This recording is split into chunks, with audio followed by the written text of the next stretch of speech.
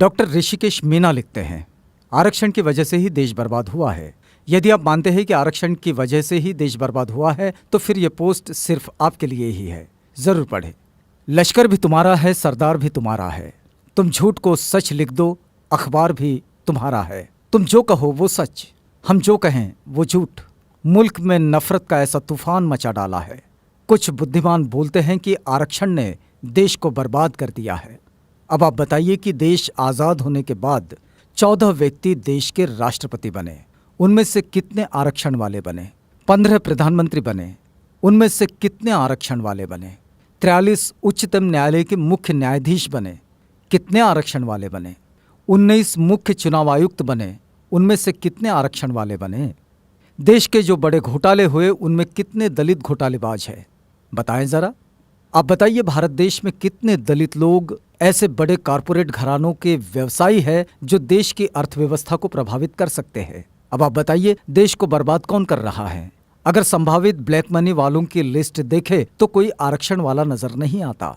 तो फिर देश को बर्बाद कौन कर रहा है?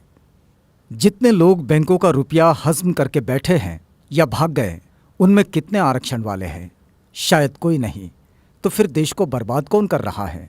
बड़े बड़े ठेकेदार जो सरकारी ठेके लेते हैं, रोड बनाते हैं, सरकारी बिल्डिंग्स बनाते हैं, उनमें कितने आरक्षण वाले हैं? तो जवाब मिलेगा 1 या 2%।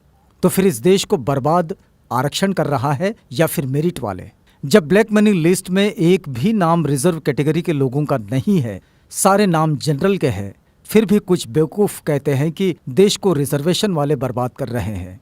सच में इससे बड़ा जोक कोई और हो ही नहीं सकता। बोफोर्स तोप घोटाला, कॉमनवेल्थ घोटाला, आदर्श सोसाइटी घोटाला, सत्यम घोटाला, कालाधन घोटाला, स्टाम्प घोटाला, यूरिया घोटाला, चारा घोटाला, सुखराम टेलीकॉम घोटाला, शेयर घोटाला, चीनी घोटाला, बहुत लंबी सूची है इन घोटालों की।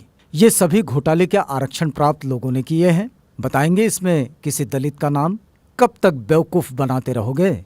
और हाँ, फिर भी हम लोग अपने हुनर और काबिलियत से थोड़ा सा आरक्षण का सहारा पाकर क्या कामयाब होने लगे? आपके पेट में मरोड़े उठने लगे?